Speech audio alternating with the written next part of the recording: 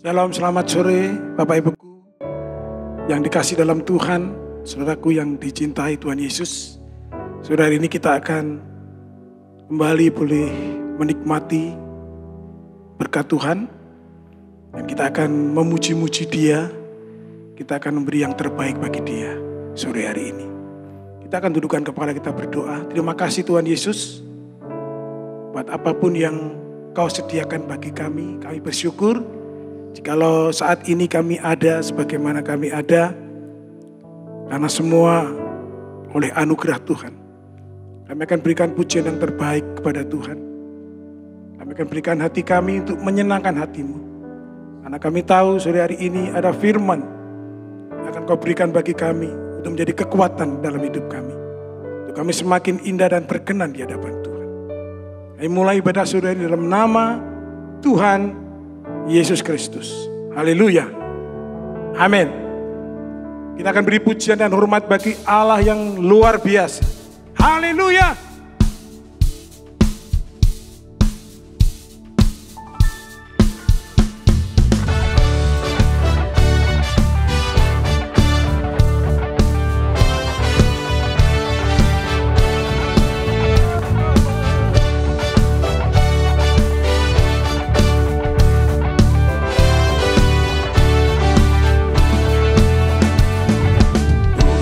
Dan hormat, kemuliaan dan kuasa bagi Allah yang kekal.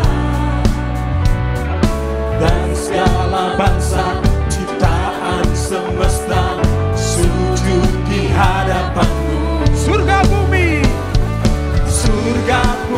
nyatakan kemuliaan-Mu, dan setiap lutut bersujud menyembah Kau Tuhan. Kami tinggikan kerajaan-Mu tetap selamanya. Allah yang kekal. Haleluya.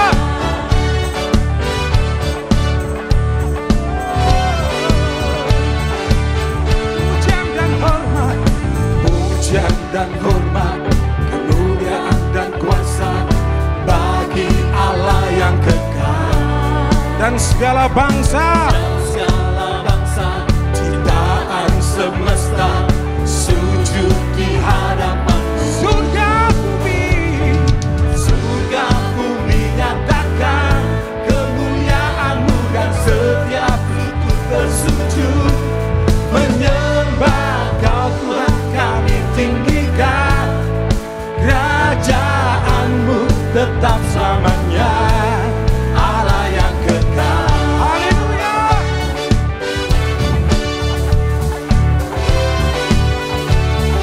Pujian dan hormat, pujian dan hormat, kemuliaan dan kuasa bagi Allah yang kekal. dan segala bangsa ciptaan semesta sujud di hadapan. surga bumi nyatakan kemuliaan-Mu, dan setiap lutut bersujud menyembah Kau Tuhan. Kami tinggikan kerajaan-Mu tetap selamanya. ya Allah yang kekal. Haleluya.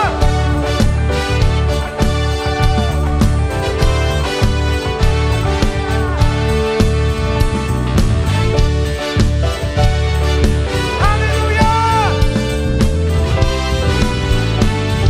Semua katakan, Kerajaan-Mu berkuasa di bumi, puji Allah yang kekal. Sebab perbuatan-Mu ajaib dan besar, puji Allah yang kekal. Surga bumi nyatakan kemuliaan-Mu, dan setiap lutut bersujud menyembah Kau Tuhan. Kami tinggikan kerajaan-Mu tetap selamanya. Allah yang kekal. Haleluya. Pujian dan hormat bagi-Mu Tuhan Yesus. Haleluya. Pujian dan hormat, kemuliaan dan kuasa bagi Allah yang kekal. Dan segala bangsa ciptaan semesta sujud di hadapan-Mu. ya surga bumi nyatakan kemuliaan-Mu dan setiap lutut bersujud menyembah Tuhan Yesus. Tuhan kami tinggikan, kerajaan-Mu tetap selamanya. Dia Allah yang kekal. Haleluya.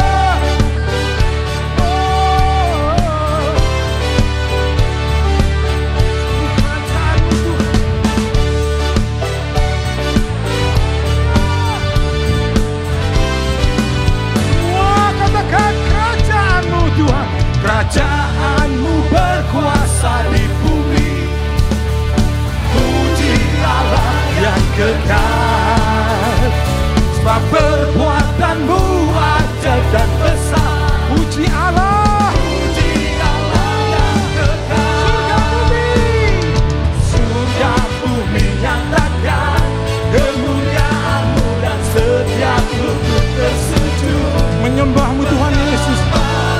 Tuhan kami tinggikan, kerajaan-Mu tetap selamanya. Katakan Allah yang kekal. Haleluya. Allah yang kekal.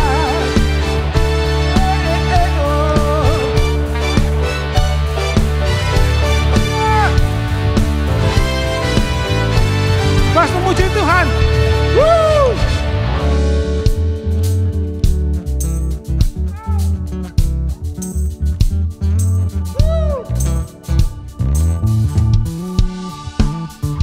Haleluya. Go.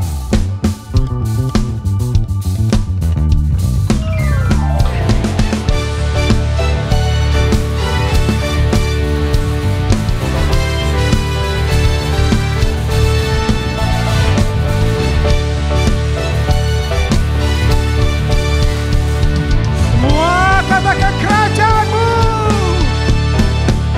Kerajaan-Mu berkuasa di bumi, puji Allah yang kekal. Perbuatan-Mu ajaib dan besar. Puji Allah kerajaan-Mu. Kerajaan-Mu berkuasa di bumi, puji Allah yang kekal. Perbuatan-Mu ajaib dan besar.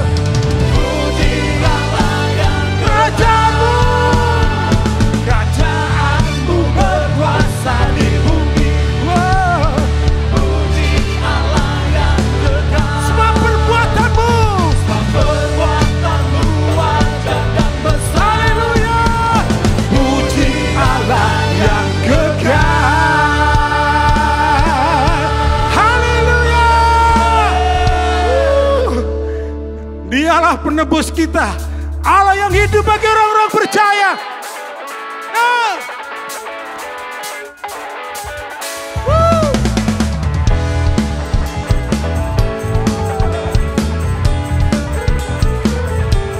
Haleluya.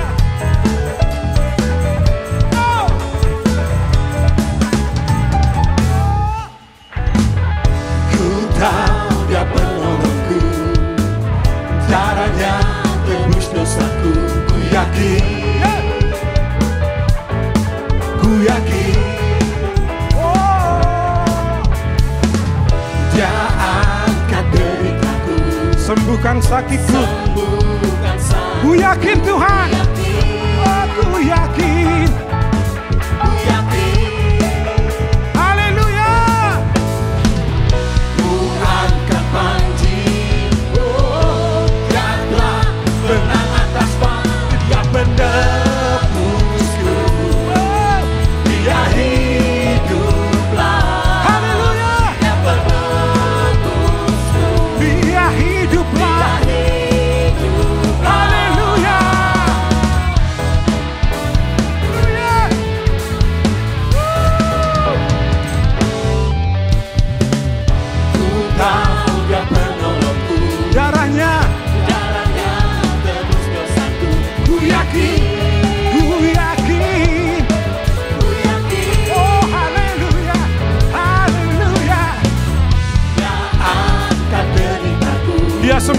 sakitmu. Percaya. Ku yakin. Semua mengangkat panci-panci Tuhan.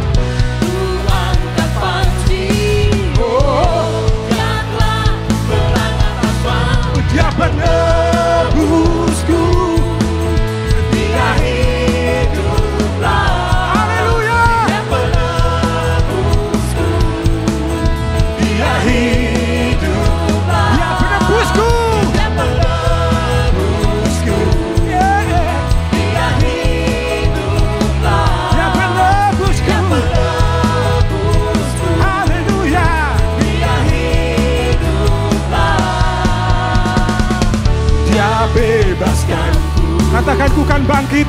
Bukan bangkit. Semua Karena menari menyambut kerajaanmu datang. oh, Dia penebusku. dia penebusku. Dia hiduplah. Dia hiduplah. Dia penebusku. Sungguh dia hidup. Dia hiduplah. Dia penebusku. Dia penebusku.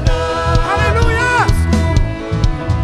Dia hiduplah. Dia penebusku. Dia hiduplah.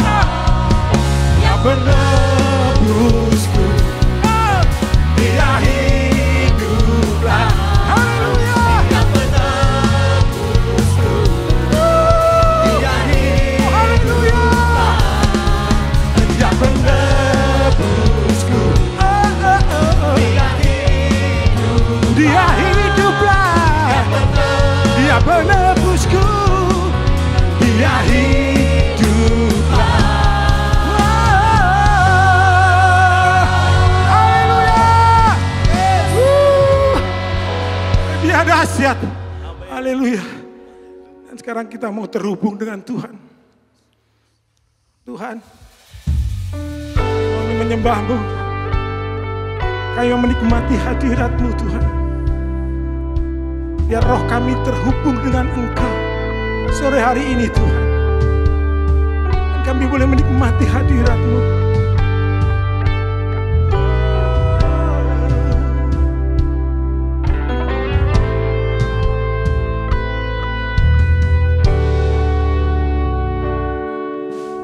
Kasih-Mu layakkan seluruh hidupku. Mampukanku melakukan yang Kau inginkan. Tak bisa ku terlepas, Kau menggenggam tanganku. Ingin lebih mengenal pribadi-Mu. Kasih-Mu layakkan seluruh hidupku. Mampukanku Tuhan. Mampukanku melakukan yang Kau inginkan.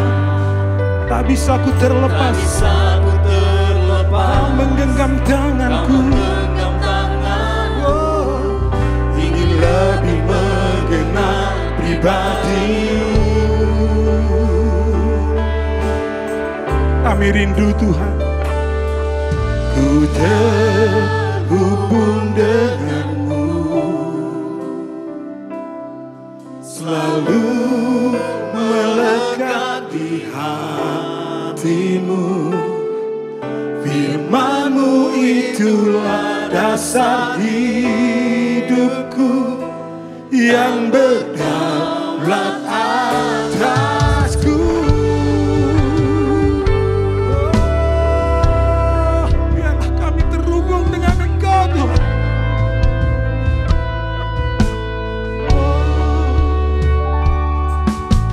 Kasih-Mu layakkan seluruh hidupku.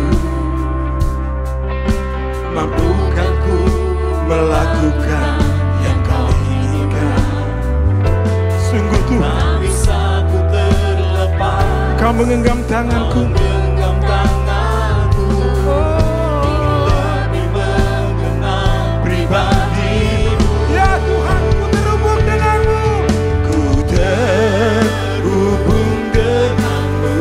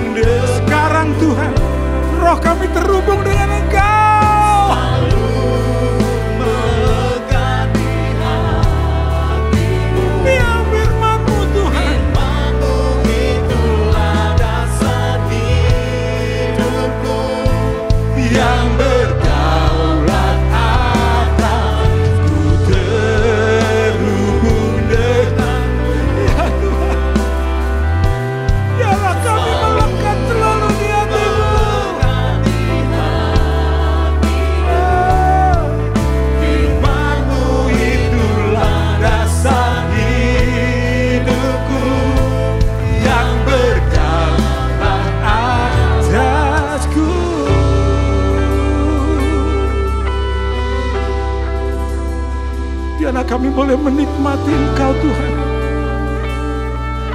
Roh kami terhubung dengan Roh-Mu Tuhan. Dan kami menyembah-Mu Tuhan Yesus. Kami mengakui Engkau sebagai Allah yang besar. Kami membutuhkan Tuhan dalam hidup kami. Kami butuh Engkau ya Allahku. Ku terhubung denganmu, selalu melekat di hatimu. Firman-Mu itulah dasar hidupku yang berdaulat atas.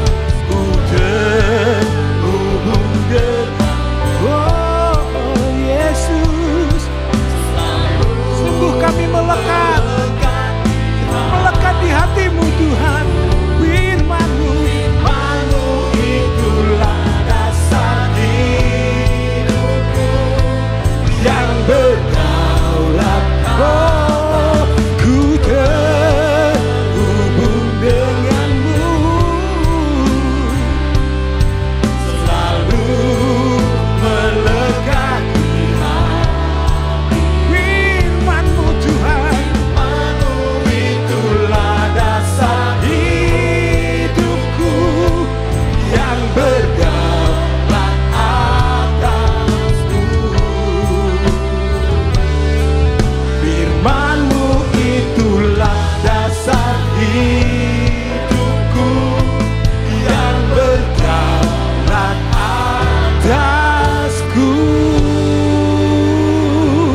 haleluya, haleluya, haleluya, haleluya, haleluya, haleluya. Terima kasih Tuhan, kami mempunyai harapan di dalam firman-Mu.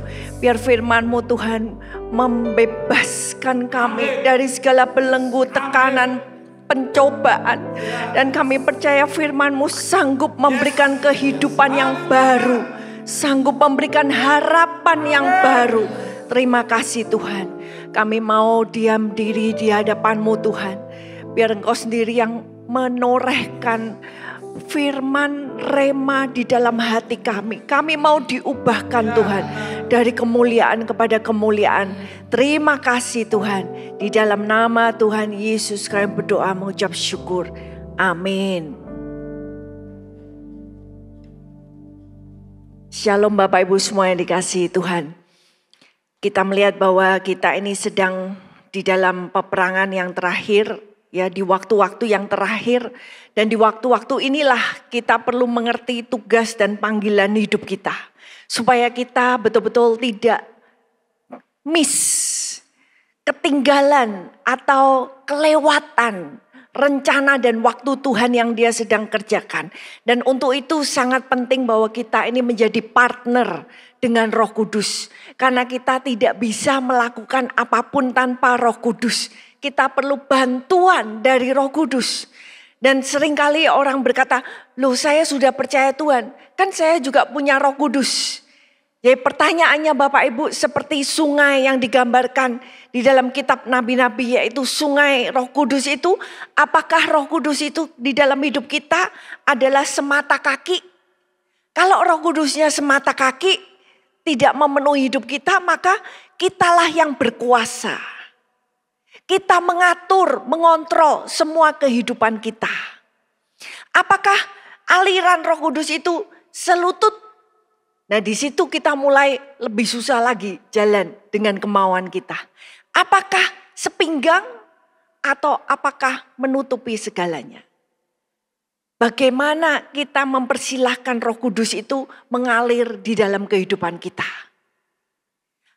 Seberapa tempat yang saudara dan saya berikan kepada Roh Kudus, seberapa kita nurut kepada Roh Kudus, seberapa kita mau mengikuti bimbingan dan tuntunannya. Karena Roh Kudus itu roh yang lembut, kalau kita seringkali menolak, maka Dia akan undur dari kita. Dan kita berjalan di jalan kita sendiri. Karena itu biarlah melalui firman ini kita belajar dari gereja mula-mula. Bagaimana kita semua itu perlu berpartner dengan Roh Kudus. Mari kita baca tujuan Tuhan di dalam hidup kita dalam Efesus 2 ayat yang ke-10. Karena kita ini buatan Allah, diciptakan dalam Kristus Yesus untuk melakukan pekerjaan baik yang dipersiapkan Allah sebelumnya. Ia mau supaya kita hidup di dalamnya. Ya, jadi kita ini diciptakan oleh Tuhan dengan suatu maksud. Ya, kita ini pekerjaannya Tuhan. Maka ketika Tuhan menciptakan kita, maka Tuhan sudah punya dalam pikirannya, ini mau tak buat ini. Ketika Tuhan berkata ada alat-alat yang aku mau pakai di bidang ini. Ini alat-alat yang lain aku mau pakai bidang yang lain. Semuanya itu Tuhan punya desain yang dia taruh dalam hidup kita. Ya, sebagai DNA kita. Dan pekerjaan desain Tuhan ini sudah disiapkan Allah sebelumnya. Supaya kita ini bekerja bersama-sama dengan Tuhan. Selalu ketika kita diciptakan, kita itu paling ngerti bagaimana memenuhi panggilan kita kalau kita dekat dengan pencipta. Ya, seperti motor atau handphone. Ya, penciptanya ini ya kalau kita punya gadget, maka kita tahu cara menggunakannya itu kalau kita tanya kepada yang menciptakan. Tanya kepada pabriknya. Ini gimana sih? Seringkali kita punya gadget, kita punya mobil. Tapi kita tidak menggunakan secara maksimal. Karena kita nggak ngerti. Tapi kalau kita mau dekat dengan pencipta kita. Maka kita tahu, oh Tuhan itu suruh aku begini. Ini waktunya Tuhan suruh seperti ini. Dan karena itu kita mau melihat yang pertama bagaimana gereja mula-mula itu mengikuti rencana Tuhan. Mari kita kembali di dalam Kisah Para Rasul, kita baca ayat pertama dan kedua. Ketika tiba hari Pentakosta, semua orang percaya berkumpul di satu tempat. Tiba-tiba turunlah dari langit suatu bunyi seperti tiupan angin keras yang memenuhi seluruh rumah di mana mereka duduk. Ya, jadi Bapak Ibu di sini dikatakan ketika tiba hari Pentakosta. Jadi Tuhan itu punya jadwal rencana. Rencananya Pentakosta ini bukan tiba-tiba di dalam Kisah Para Rasul. Bukan. Ya, tapi ribuan tahun sebelumnya ternyata Tuhan itu sudah memikirkan ini semua. Ribuan tahun sebelumnya ketika Tuhan memanggil satu bangsa keluar dari Mesir. Ya, dia membebaskan satu umat dari perbudakan Mesir. Maka kemudian Tuhan membawa mereka keluar. Dan disitulah mereka belajar mendirikan tabernakel. Dan mendirikan tabernakel ini sejak berdiri itu dia tidak bergerak. Pergerakan tabernakel ini mulai berjalan, yaitu 50 hari setelah didirikan. Jadi Tuhan itu sudah memberikan gambaran yang kemudian dia berikan di dalam hari-hari raya yang harus diobserve, dijaga, dilakukan oleh orang-orang Israel. Dan di hari raya itu ada namanya hari raya Paskah, ada namanya hari raya mingguan atau the harvest. Jadi hari raya penuaian itulah Pentakosta. Jadi yang terjadi di dalam perjanjian baru ini merupakan penggenapan dari rencana Tuhan yang Tuhan sudah punya jauh sebelumnya. Yang Tuhan sudah beri gambaran dengan tabernakel, dengan hari-hari raya orang Israel. Jadi Tuhan itu punya master plan.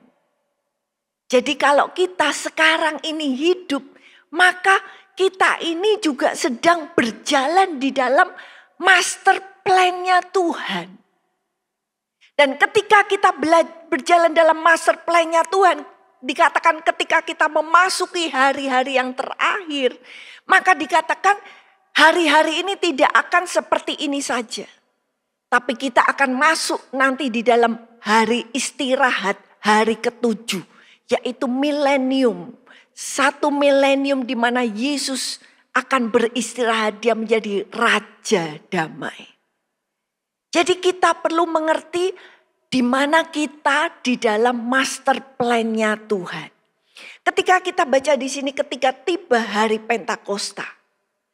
Dikatakan ayat 2, tiba-tiba turunlah dari langit. Jadi Tuhan, Bapak Ibu, dia punya master plan. Tapi cara kerja Tuhan itu dia selalu kerja tepat waktu. Dan di ayat yang kedua dikatakan tiba-tiba. Maka ini sesuatu yang kita gereja Tuhan perlu sadari.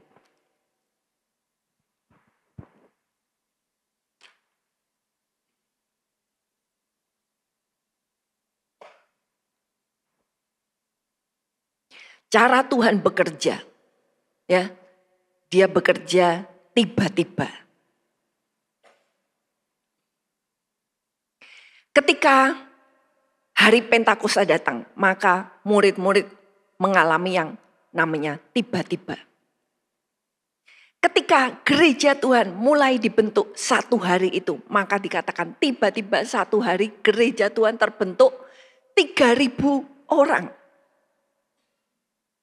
Jadi terbentuklah gereja mula-mula secara tiba-tiba. Dan Tuhan akan melakukan pekerjaannya juga dengan begitu cepat dan tepat. Karena itu kita harus mengikuti waktu rencana Tuhan. Nah, rencana Tuhan ini sudah diberitahukan sebelumnya kepada kita. Mari kita baca ayat 4 dan yang kelima. Pada suatu hari ketika ia makan bersama-sama dengan mereka, ia melarang mereka meninggalkan Yerusalem dan menyuruh mereka tinggal di situ menantikan janji Bapa yang demikian katanya, telah kamu dengar daripadaku. Sebab Yohanes membaptis dengan air, tetapi tidak lama lagi kamu akan dibaptis dengan Roh Kudus. Jadi Tuhan Yesus sudah memberitahukan sebelumnya. Ini loh next step. Jadi Tuhan memberitahukan satu step. Karena itu kita melihat di dalam perjanjian baru. Step yang sebelumnya belum dinyatakan di perjanjian lama. Maka di perjanjian baru dinyatakan yang disebut misteri. Yang diberitakan oleh Paulus. Misteri apa? Bahwa sekarang Tuhan membuka jalan kepada bangsa-bangsa lain selain daripada bangsa Israel. Bangsa-bangsa lain boleh masuk menjadi satu tubuh di dalam Kristus. Jadi Tuhan itu selalu memberitakan step by step. Dan di sini ketika dia sudah tahu waktunya, dia mau meninggalkan murid-murid, maka step yang selanjutnya dia katakan pada murid-murid, step selanjutnya kamu harus menerima baptisan Roh Kudus. Karena itu Bapak Ibu Saudara, ketika kita berjalan dengan Tuhan, jangan kita berpikir, oh aku sudah tahu kok. Oh aku dulu berjalan bersama Tuhan. Tapi kita perlu selalu berjalan bersama dengan Tuhan. Karena Tuhan akan membukakan satu step. Satu langkah demi satu langkah. Ketika kita taat satu langkah, Tuhan akan membukakan langkah yang berikutnya. Karena itu dia melarang murid-muridnya untuk meninggalkan Yerusalem. Karena ini step yang penting. Saudara, kadang kita tidak bisa melihat gambaran besar. Tapi Tuhan berkata kita perlu nurut step by step. Mungkin kita sudah membaca dalam firman. Tapi Tuhan berkata waktunya ya itu kedatangan Tuhan hanya Bapa yang tahu. Kita melihat tanda-tanda. Karena itu kita harus selalu dekat sama Tuhan supaya kita bisa merasa, oh ini step selanjutnya. Oh ini kelihatannya ini yang akan segera terjadi. Dan ini sangat penting Bapak Ibu. Karena dunia ini bukan berjalan seperti ini terus, Tapi dunia ini mengikuti master plan-nya Tuhan. Kalau Tuhan berkata dunia ini satu kali akan berakhir, maka itu akan terjadi. Dan kalau itu terjadi, Bapak Ibu, kita mungkin gak akan percaya. Loh, masa ya? Masa bisa jadi seperti ini? Kita ini sedang memasuki masa-masa ketika akan memasuki hari yang ke-7. Itu berbeda karena 6 hari manusia bekerja, hari yang ke-7 beristirahat. Jadi ada satu perbedaan yang besar antara 6 hari dan hari yang ke-7. Karena itu dikatakan ada satu sakit bersalin. Karena ada lahir sesuatu yang baru. Karena itu mari kita lekat dengan Tuhan. Untuk kita ngerti mendengar suara Tuhan. Untuk kita melakukan langkah demi langkah. Dan Tuhan mendeklarasikan jauh-jauh sebelumnya dalam Yesaya 46 ayat 9 sampai yang ke-10. Ingatlah hal-hal yang dahulu dari sejak purbakala, bahwasanya akulah Allah dan tidak ada yang lain. Akulah Allah dan tidak ada yang seperti aku, yang memberitahukan dari mulanya hal yang kemudian dan dari zaman purbakala apa yang belum terlaksana, yang berkata keputusanku akan sampai dan segala kehendakku akan kulaksanakan. Ya Tuhan berkata kepada kita, coba kamu uji, kamu cek. Cek kepada sejarah apa yang sudah terjadi. Dan Tuhan mengatakan gak ada yang lain yang seperti dia. Kenapa? Karena hanya Tuhan yang bisa memberitahukan dari awal mula. Tuhan tuh sudah bisa memberitahukan ini loh, nanti akhirnya seperti ini. Jadi dikatakan mendeklarasikan akhirnya.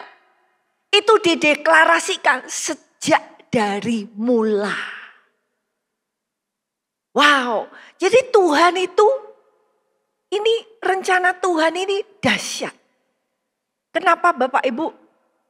Kenapa kok dunia ini akan berakhir?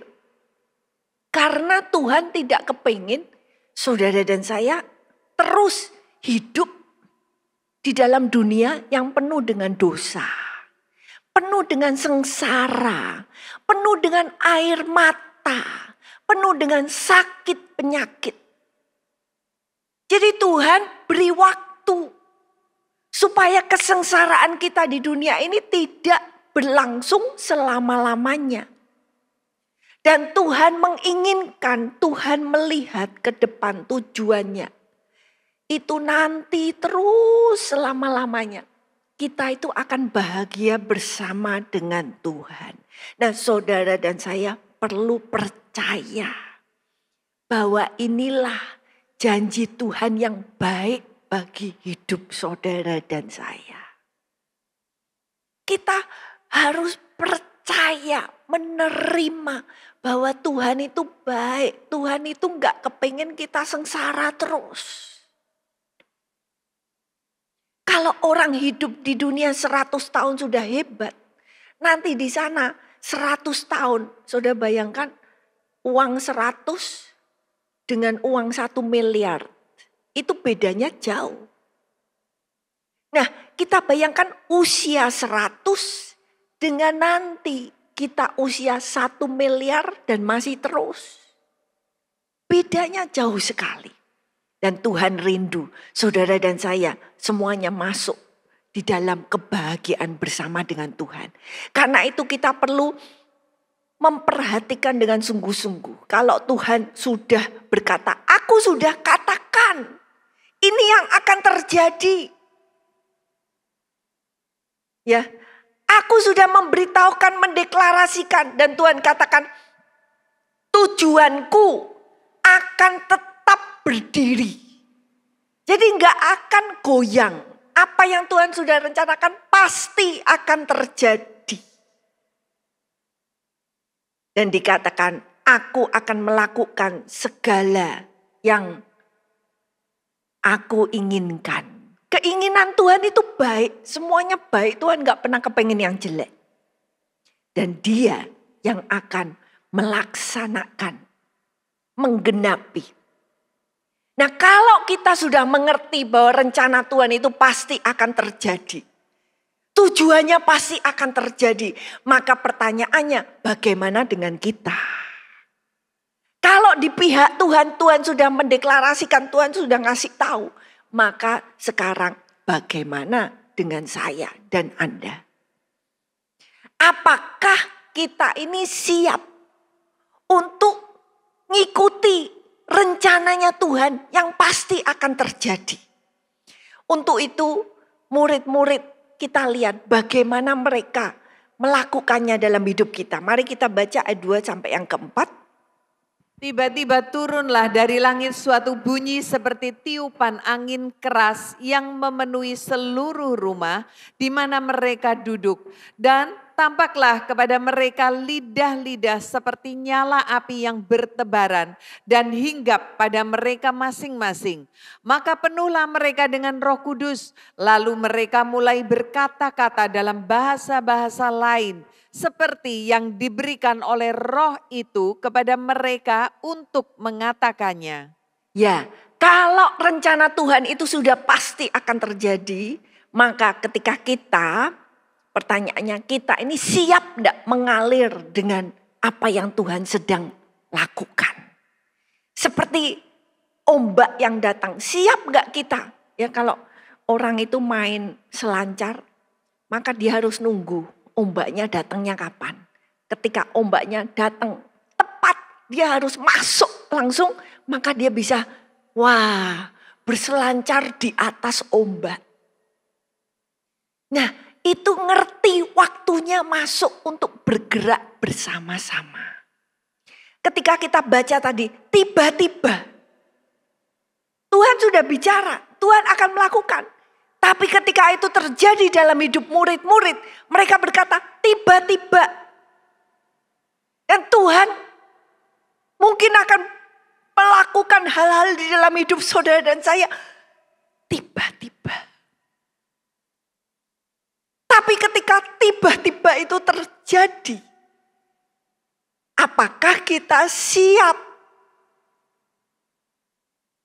Dan di sini walaupun terjadi mereka murid-murid menulis tiba-tiba, mereka semua sudah siap menunggu 10 hari berdoa bersama-sama. Dan mereka tidak beranjak. Jadi Bapak Ibu, ini satu contoh yang kita nanti akan alami. Kita sebagai gereja Tuhan yang berada di akhir zaman. Tuhan yang sedang melakukan rencananya, menggenapi rencananya bagi gereja Tuhan di akhir ini. Saudara dan saya nanti kita akan menyaksikan hal-hal yang terjadi. Dan kita melihat tiba-tiba.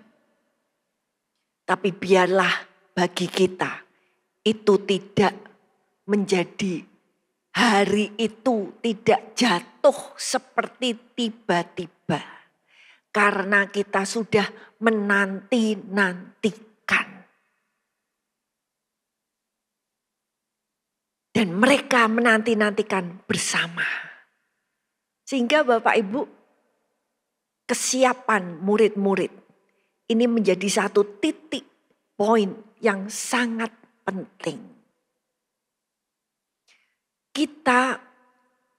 Ketika kita tahu tanda-tanda zaman, maka Tuhan Roh Kudus berbicara dalam hidup kita. Ayo siap, ayo cepat siap. Dan saya pastikan iblis dia akan berusaha seperti ketika orang Israel berada di Mesir, maka dibuat kerjaannya tambah keras. Dibuat lembur terus kerjanya. Supaya sibuk. Dan cara yang sama itulah yang dipakai di dalam masa sekarang ini juga. Manusia dibuat sibuk Waktunya habis. Tidak ada waktu lagi untuk Tuhan. Nah, kita perlu mengerti taktiknya iblis. Supaya kita bisa menang. Supaya kita bisa siap. Dan di sini kita perlu perhatikan murid-murid ini. Mereka bersiap. Kenapa kok mereka bisa siap menerima aliran Roh Kudus yang dahsyat. Aliran itu sudah siap diterima dengan hati yang terbuka. Mengalir langsung menerima. Karena tempayannya sudah siap. Dan ini dilakukan bukan sendirian. Ini yang kita perlu belajar. Saudara, kita perlu siap-siap. Tapi kita perlu bersama. Kebersamaan itu merupakan satu kekuatan. Mari kita baca ayat 13 dan 14. Setelah mereka tiba di kota, naiklah mereka ke ruang atas tempat mereka menumpang. Mereka semua bertekun dengan sehati dalam doa bersama-sama dengan beberapa perempuan serta Maria ibu Yesus dan dengan saudara-saudara Yesus. Ya, jadi kita lihat di sini mereka bukan hanya 11 murid. Tapi ternyata ada 120. Berarti 10 kali lipatnya. Jadi mereka 120 ini bersama-sama nunggu, mempersiapkan diri. Coba kalau satu orang disuruh nunggu, ya nunggu 1 hari kok belum ya. 3 hari, wah kok sudah lama 3 hari. 1 minggu, waduh sudah. Ngapain nunggu 1 minggu? 1 orang menunggu sendirian. Pasti lebih gampang lemah, lebih gampang capek, lebih gampang putus asa. Tapi kalau bersama-sama, maka di situ ada kekuatan yang berkali-kali lipat. Karena itu Bapak Ibu, kita mau mencamkan ini dalam hidup kita. Saudara dan saya, kita gak bisa siap kalau kita terus sendirian. Mungkin kita datang ke gereja, tapi setelah pulang gereja, kita itu sendirian. Kita menjadi orang Kristen yang hidup sendirian. Ya mungkin kita punya keluarga kita, tapi hanya itu saja. Saudara perlu kekuatan di dalam kebersamaan. Ini dunia, ini secara natural dipahami dengan jelas. Dalam apa saudara? Setiap negara mereka punya kekuatan pertahanan. Nah pertahanan ini bisa diukur. Dia kuat, negara ini kuat atau lemah. Diukur dari mana? Banyaknya tim dalam tentara mereka. Mungkin sekarang bukan hanya orangnya yang dihitung. Lebih penting lagi, mereka punya amunisinya atau enggak. Mereka punya enggak alat-alat yang mereka punya, itu jumlahnya berapa? Alatnya seberapa hebat?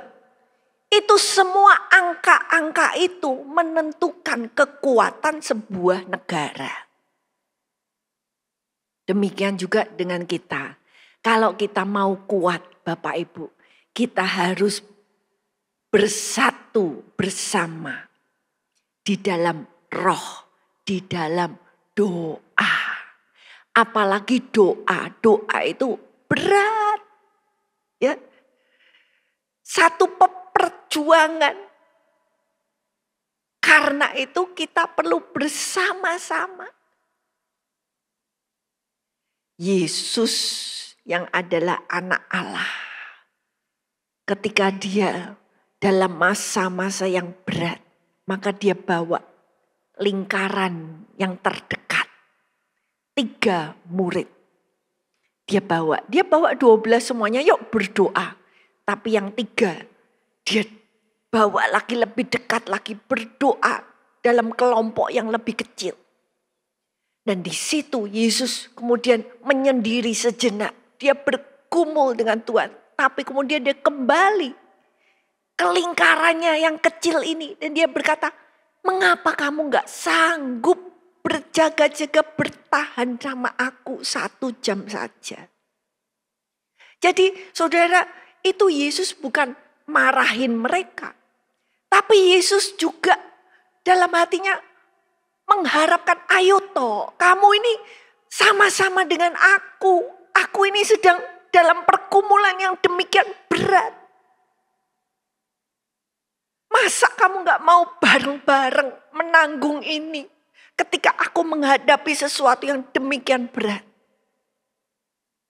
Jadi Bapak Ibu, Yesus mengerti apa artinya berdoa bersama-sama.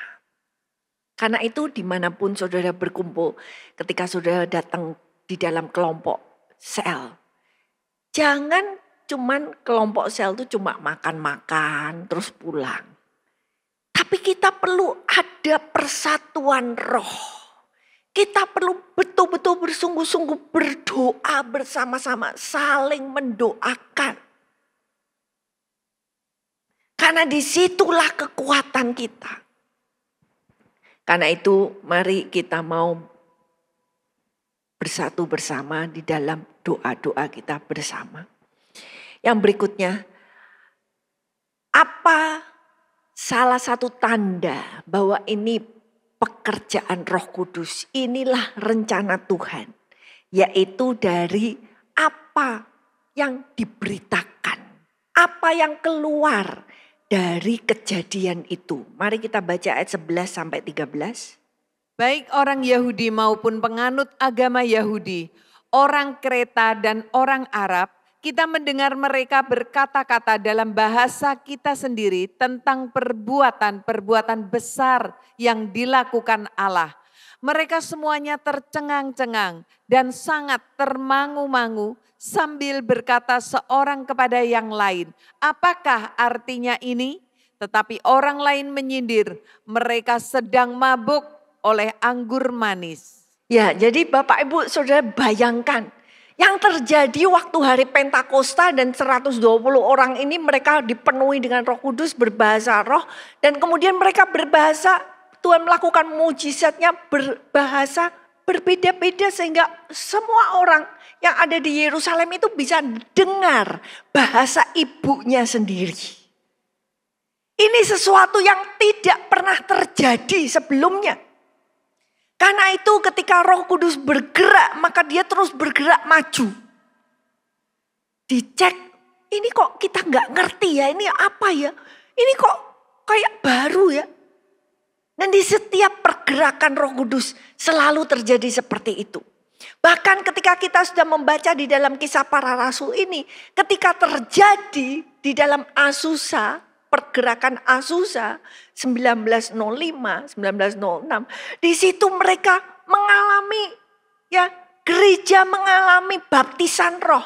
Di situ pun orang-orang juga bingung, ini apa? Padahal kita sudah punya Kisah Para Rasul 2.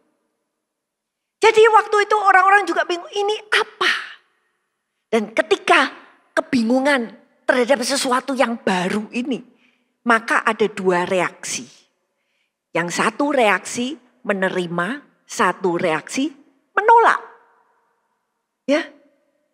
Ketika yang menerima mereka dengan hati yang terbuka, mereka, wah ini apa ya kok orang itu bisa berbicara dalam bahasa ibuku. Dan yang satunya menolak, mencemooh, menghakimi dengan berkata, oh ini orang mabuk ini. Jadi Bapak Ibu, ketika pekerjaan Allah yang original, yang asli terjadi, itu pun masih ada orang yang berkata, ini orang mabuk. Yesus saja ketika dia melayani, Yesus dikata-katain, ini dia pakai kuasanya setan.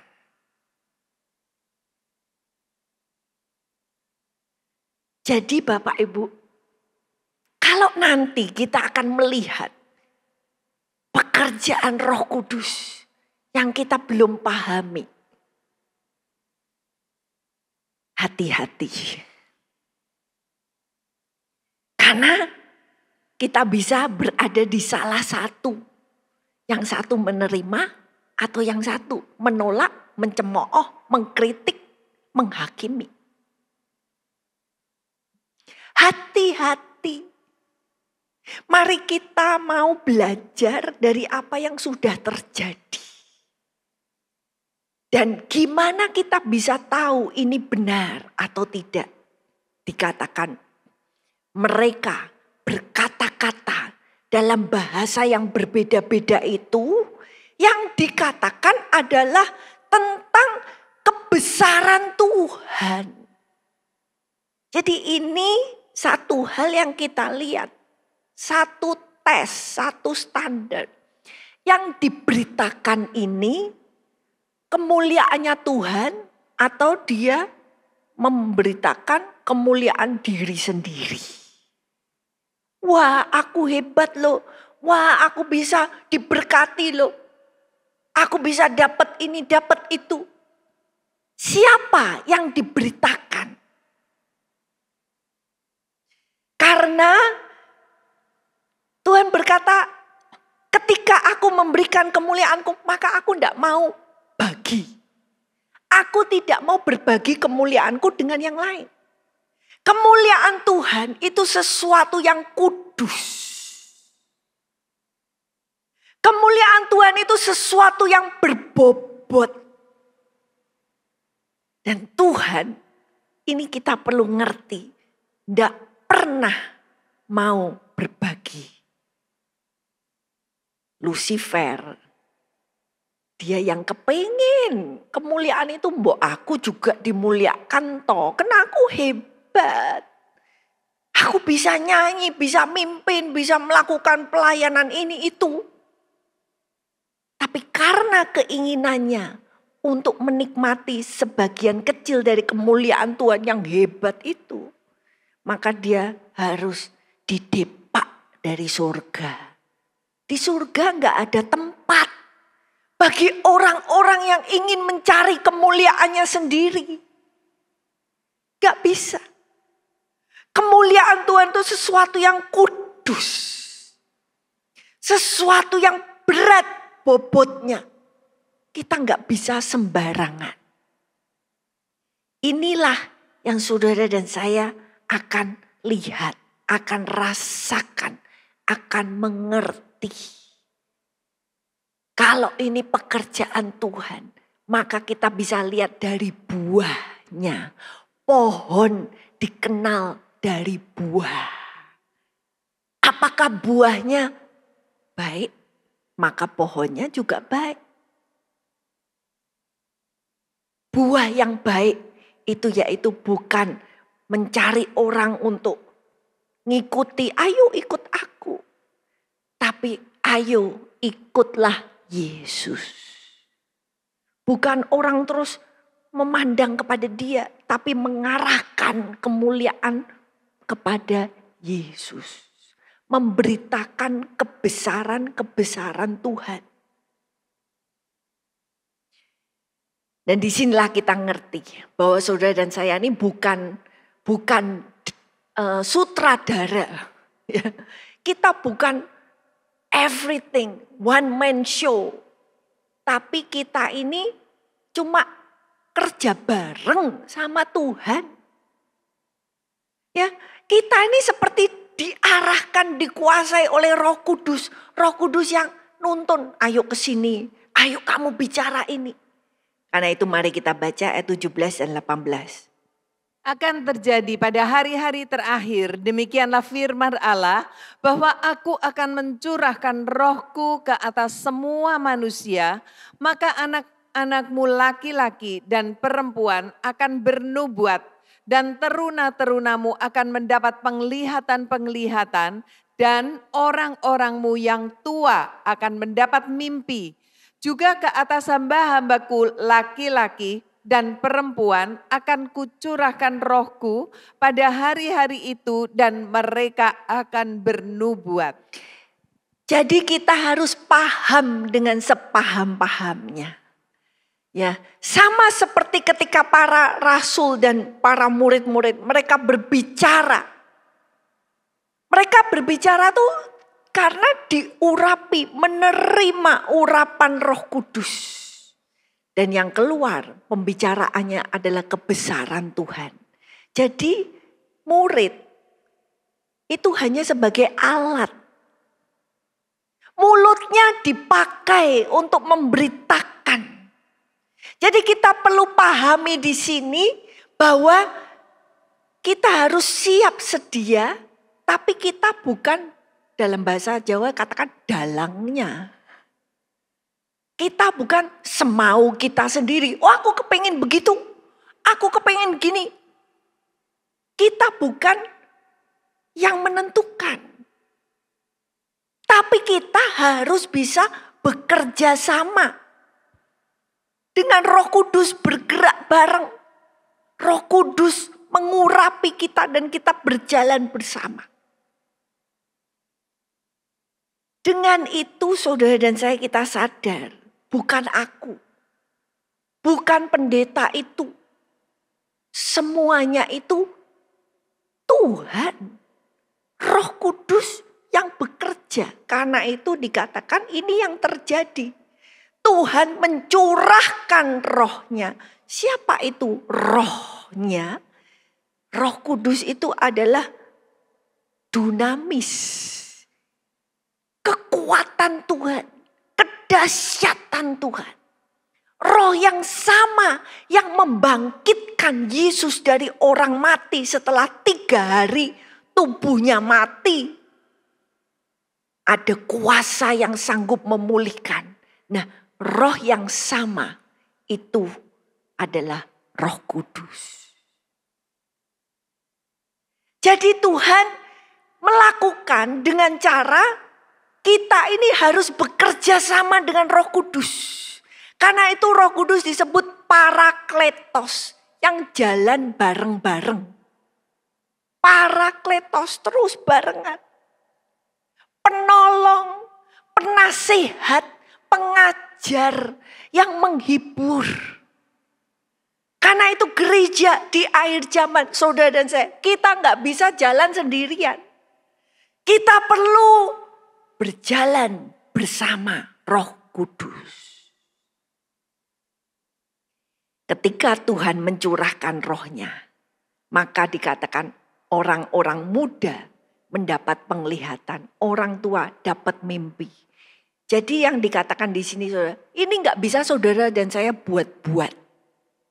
Penglihatan yang benar itu bukan buatan manusia. Oh, aku kok kayaknya melihat ini ya. Aku kayaknya melihat aku masuk surga terus melihat tahta Tuhan. Penglihatan yang benar, yang sejati itu diberi dari surga. Tidak bisa dari kita buat-buat. Aku mau buat mimpi tak buat mimpi yang seperti ini. Gak bisa. Mimpi yang benar itu bukan dari kita. Tapi kita mendapat. Nubuatan yang benar itu bukan perkataan kita. Yang dikatakan nubuat itu adalah pesan daripada Tuhan. Jadi bukan dari kita, sumbernya bukan dari kita. Nubuat sumbernya dari Tuhan. Jadi saudara dan saya, kalau kita pahami ini, maka kita nggak bisa yang namanya sok-sokan. Dan anyway, ya di dalam firman juga dikatakan begitu kita ini sombong. Momen itu mungkin bagi orang-orang kita masih hamba Tuhan, pelayan Tuhan, pengerja, orang yang mengikut Tuhan. Tapi di dalam hati kita ketika kita sombong, titik itu kita sudah jadi musuhnya Tuhan. Jadi di sini Bapak Ibu, kita sebagai gereja di akhir zaman, kita perlu bersiap-siap bersama-sama. Dan kita perlu paham, kita perlu punya hati yang menjadi hati hamba. Kita perlu menaruh hidup kita itu di bawah kontrol, di bawah pengaturan daripada Roh Kudus.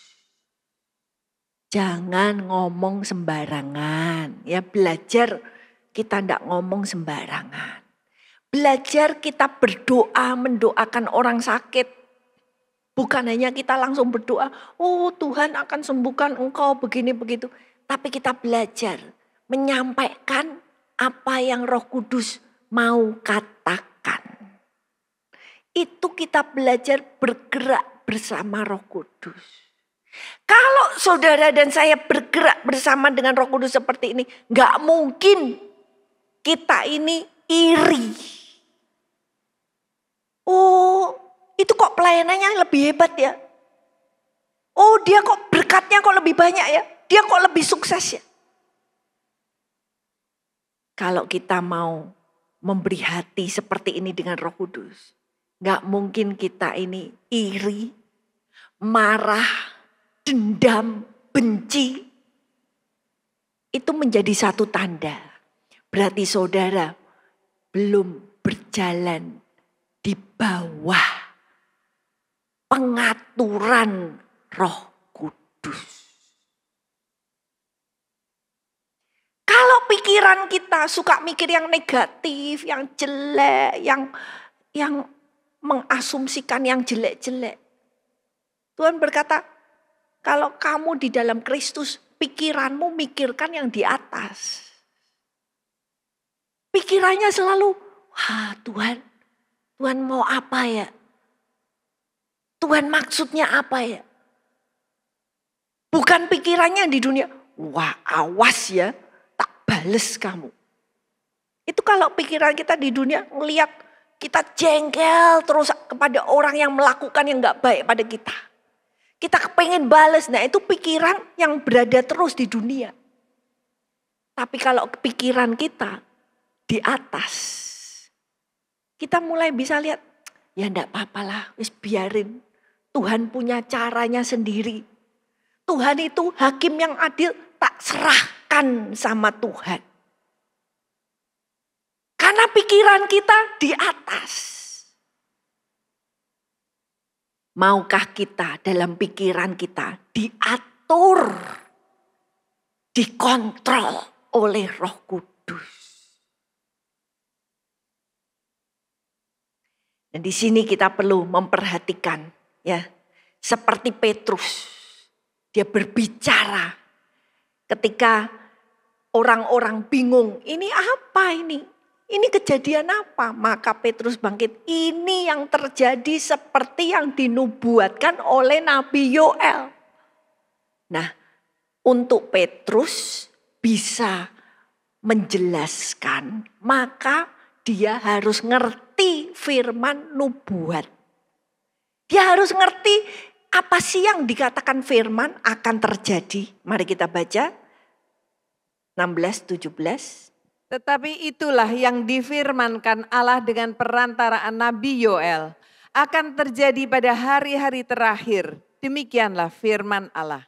Jadi Bapak Ibu, firman nubuat itu punya kekuatan untuk berbicara bukan hanya sekali. Jadi misalnya Petrus berkata di sini, ini loh Pantekosta yang terjadi di dalam Kisah Para Rasul, yang terjadi di Yerusalem, itu menggenapi nubuat Nabi Yoel. Ya, sudah digenapi di Yerusalem. Tapi firman nubuat itu punya kuasa untuk berbicara ke masa depan. Jadi ketika dikatakan Nabi Yoel ini menyampaikan firman Tuhan yang berkata akan terjadi pada hari-hari terakhir. Maka saudara dan saya, ketika kita memperhatikan firman ini, maka Tuhan juga berbicara bahwa ini akan terjadi pada hari-hari terakhir. Terjadi di awal gereja dibentuk, nanti ketika masa gereja habis,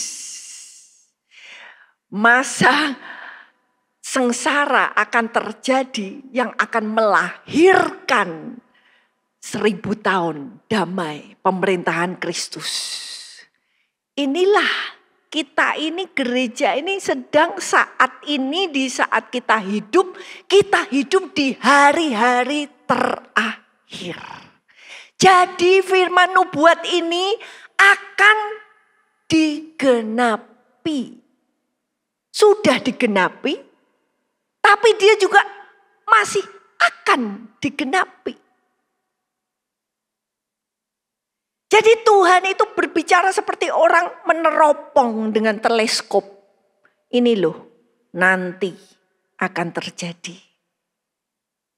Jadi nubuat ini saudara dan saya, Petrus memperhatikan. Kita juga perlu memperhatikan. Karena kita hidup sekarang di hari-hari terakhir. Jadi kita ini akan nanti menyaksikan akan terjadi pencurahan Roh Kudus yang dahsyat. Banyak orang akan mengalami kuasa Roh Kudus. Banyak orang akan bertobat. Karena inilah hati Tuhan. Hati Tuhan, dia tidak kepingin satu orang pun binasa. Tuhan kepingin sebanyak-banyaknya selamat. Karena itu gereja pada hari-hari terakhir harus mempersiapkan diri. Sama seperti murid-murid waktu itu mempersiapkan diri, menunggu, menanti bersama-sama, bertekun. Maka kita gereja zaman akhir harus juga menanti, bertekun bersama-sama. Karena apa yang Tuhan katakan pasti akan terjadi. Firman nubuat ini pasti akan terjadi. Karena jamnya Tuhan itu terus jalan. Jamnya Tuhan, master plan-nya Tuhan itu terus akan tergenapi jalan. Dan nubuat ini dilanjutkan juga dengan ayat 19 sampai 21. Dan aku akan mengadakan mujizat-mujizat di atas, di langit, dan tanda-tanda di bawah, di bumi, darah dan api dan gumpalan-gumpalan asap. Matahari akan berubah menjadi gelap gulita dan bulan menjadi darah sebelum datangnya hari Tuhan, hari yang besar dan mulia itu. Dan barang siapa yang berseru kepada nama Tuhan akan diselamatkan. Jadi Bapak Ibu Saudara, pencurahan Roh Kudus yang akan terjadi yang sangat dahsyat. Bukan hanya kepada 120 orang yang ada di Yerusalem waktu itu. Tapi Tuhan berkata dia akan mencurahkan rohnya atas banyak orang. Dan pencurahan Roh Kudus ini dilanjutkan di ayat-ayat di kitab Nabi Yoel. Dengan Tuhan pun akan memberikan tanda-tanda di atas, di bumi. Kita akan melihat ini. Bukankah saudara dan saya sekarang kita lihat dan alami? Kita melihat bulan jadi darah, blood moon. Baru saja. Kita melihat matahari gelap. Gerhana matahari yang terjadi. Di tempat-tempat tertentu, di waktu-waktu tertentu, kok ya bisa pas. Kita melihat darah dan api, gumpalan-gumpalan asap. Kita melihat tornado, ya angin puting beliung. Itu isinya bukan angin, tapi isinya api. Kita sekarang melihat semua yang dikatakan ini terjadi demikian banyak. Dan itu adalah tanda bahwa hari Tuhan, hari yang besar dan mulia, itu segera sudah dekat. Karena itu Bapak Ibu, sungguh kita ini sedang hidup di dalam waktu penggenapan nubuat-nubuat Tuhan. Nubuat dalam kitab Daniel, nubuat dalam kitab Wahyu, nubuat dalam Nabi Yoel, Zakaria. Ini kita sedang melihat nubuat dalam kitab Yeskiel. Kita sedang lihat dunia ini menggenapi firman Tuhan. Karena itu mari kita sebagai gereja Tuhan, kita belajar dari apa yang gereja mula-mula lakukan. Kita mau mempersiapkan diri kita bersama-sama. Siapnya gimana? Dalam doa. Karena itu ada satu pertanyaan. Kalau Tuhan sudah menyatakan, bagaimana respon? Apakah kita masih sibuk dengan agenda pribadi?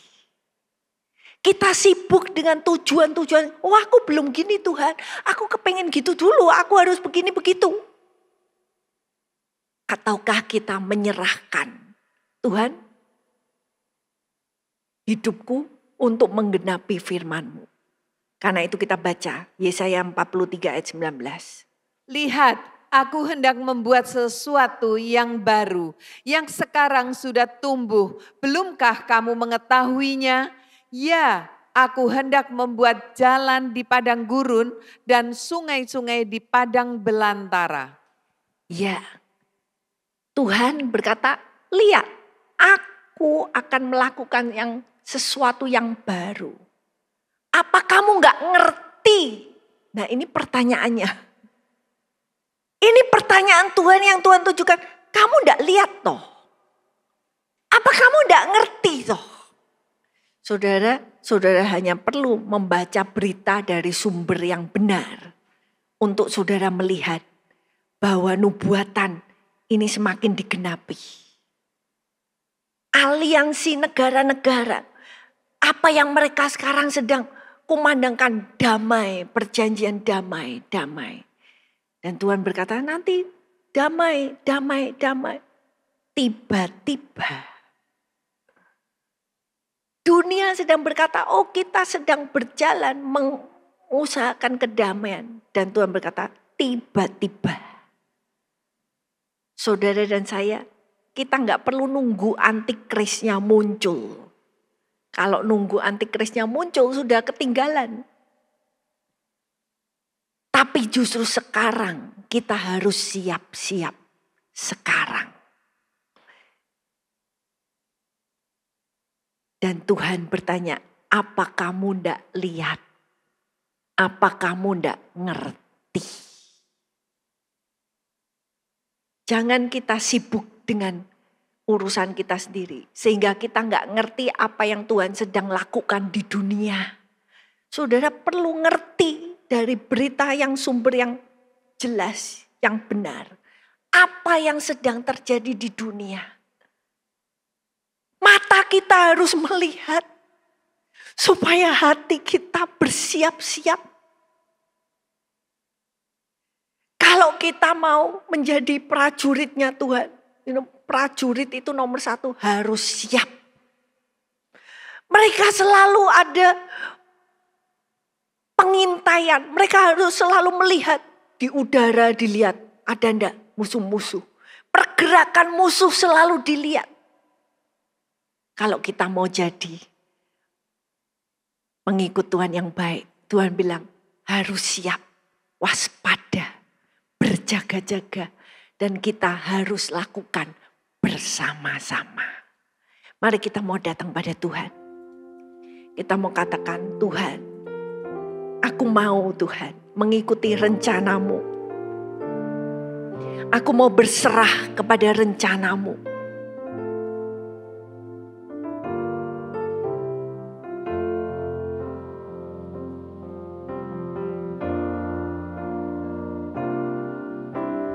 Dalam segala perkara Tuhan punya rencana yang lebih besar dari semua yang terpikirkan. Apapun yang kau perbuat, tak ada maksud jahat. Sebab itu ku lakukan semua denganmu Tuhan. Ku tak akan menyerah pada apapun juga. Sebelum ku coba semua yang ku bisa, Tetapi ku berserah kepada kehendak-Mu. Hatiku percaya Tuhan punya rencana.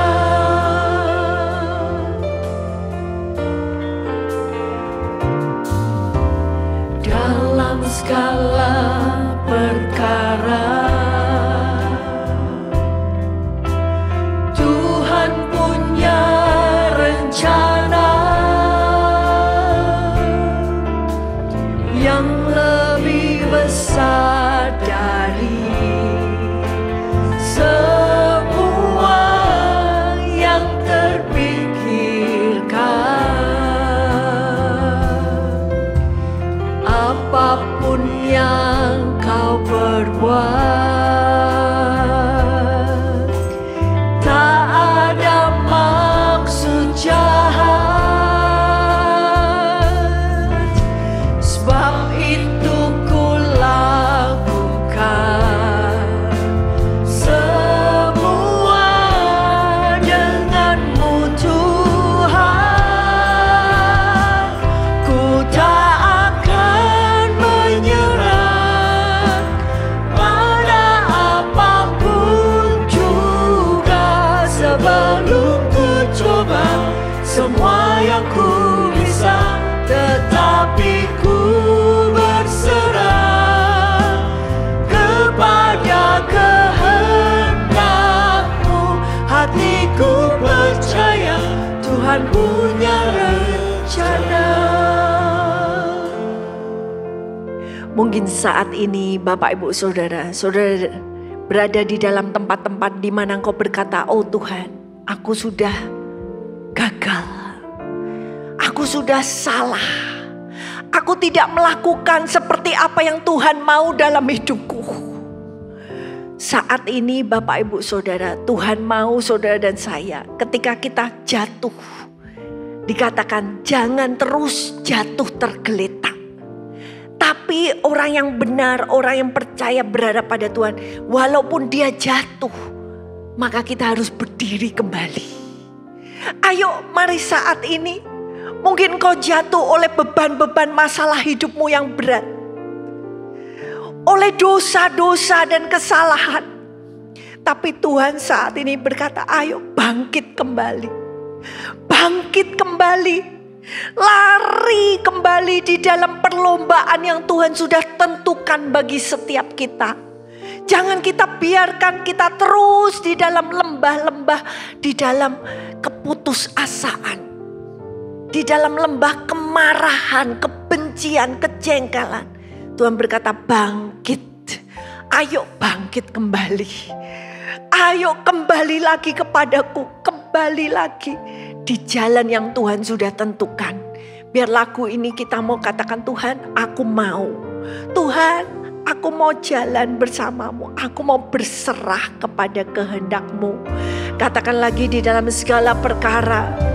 Dalam segala perkara Tuhan punya rencana yang lebih besar dari semua yang terpikirkan. Apapun yang kau perbuat,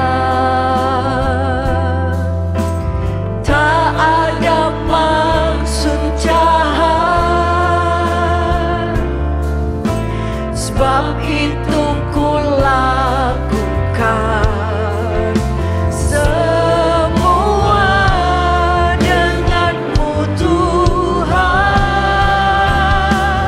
Ku tak akan menyerah pada apapun juga, sebelum ku coba semua yang ku bisa, tetapi ku berserah kepada kehendak-Mu. Hatiku percaya Tuhan punya rencana. Ku tak akan menyerah pada apapun juga, sebelum ku coba semua yang ku bisa, tetapi ku berserah kepada kehendak-Mu. Hatiku percaya Tuhan punya rencana. Hatiku percaya Tuhan punya rencana. Hatiku percaya Tuhan punya rencana.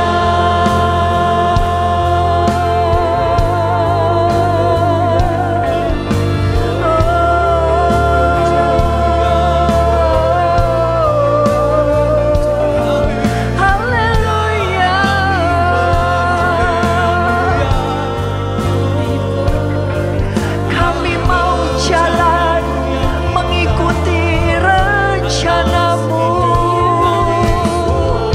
Ya, ya, ya, ya. Kuatkan kami Tuhan, teguhkan kami Tuhan.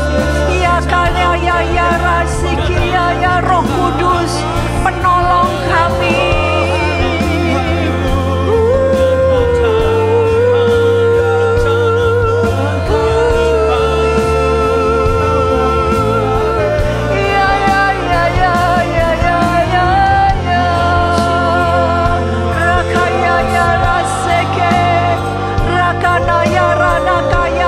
Kami mau bangkit kembali.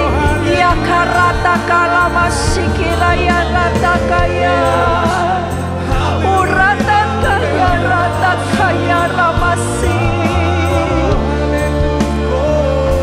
Pakaya rasikina ya ramato. Ya ya la la la la la la ya ya ya.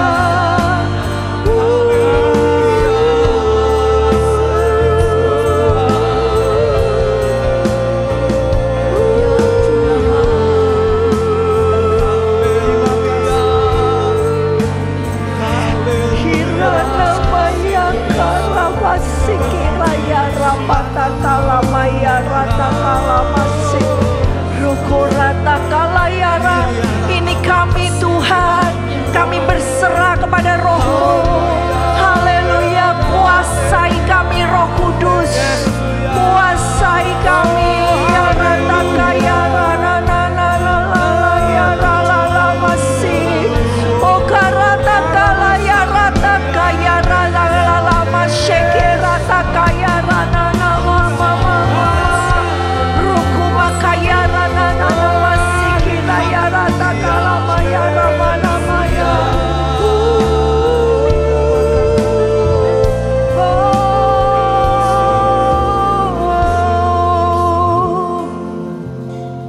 biar saat ini kami mendengar seruan Roh-Mu yang mengajak kami, ayo kembali bangkit. Ayo bangkit kembali dan lari di jalur-Mu kembali. Tuhan, biar saat ini firman-Mu memberikan kekuatan yang baru pada kami. Bahwa Tuhan memberikan kesempatan, Tuhan memberikan waktu di waktu-waktu yang terakhir ini Tuhan. Dan biar kami mau saling menarik satu dengan yang lain untuk kami bangkit bersama-sama. Kami tidak akan meninggalkan teman-teman kami, tapi kami akan meraih tangan teman-teman kami. Kami akan meraih mereka di dalam doa-doa kami, supaya kami mau bangkit bersama-sama. Dan Tuhan, biar kami mau berserah kepadamu Tuhan. Kami tidak mengandalkan pengalaman-pengalaman kami di masa yang lalu, tapi kami mau mengikuti tuntunan Roh Kudus. Karena Engkau bergerak maju ke depan Roh Kudus.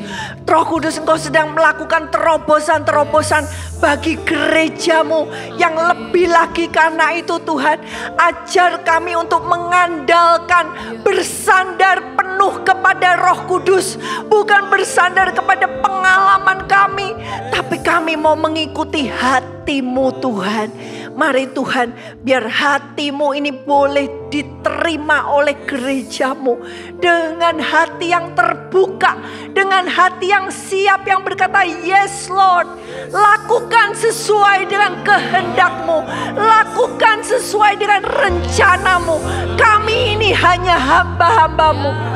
Pakailah hidup kami Tuhan. Terima kasih karena segala rancangan-Mu adalah rancangan damai sejahtera, rancangan kebaikan, dan rancangan untuk masa depan kami yang indah. Terima kasih Tuhan, terima kasih. Biar kami boleh diberi kekuatan untuk terus bertekun menanti-nantikan Tuhan. Dan saat ini kami mau menengadahkan tangan kami ke atas untuk menerima berkat yang terbaik dari atas. Tuhan memberkati, Tuhan melindungi. Dia menyinari engkau dengan wajahnya dan memberikan kasih karunia. Dan Tuhan menghadapkan wajahnya kepadamu, memberikan damai sejahtera sekarang sampai selama-lamanya. Di dalam satu nama Tuhan Yesus Kristus, kita semua yang percaya kita katakan amin. Isilah hidup kita dengan menyenangkan hati Tuhan. Sungguh anugerah Tuhan kalau kita masih boleh hidup. Menjadi bijaksana adalah awal dari takut akan Tuhan. Gunakan waktu. Mari kita takut akan Tuhan. Bergabunglah dengan Pendeta Timotius Subekti dalam program Suara Alfa Omega. Hanya di Live Channel. Penyaluran kolekte maupun persembahan lainnya dapat dilakukan melalui transfer ke nomor rekening gereja dengan nomor 009 707 2071 atas nama Megawati dan Lee Irwande atau dengan scan QR Code berikut ini. Bagi jemaat Tuhan yang rindu mendapatkan informasi seputar kegiatan gereja, renungan harian, dan lain-lain melalui WhatsApp gereja, Anda dapat mendaftar dengan cara ketik BC spasi on dan mengirimkan ke WA gereja dengan nomor 0815 7802 2000.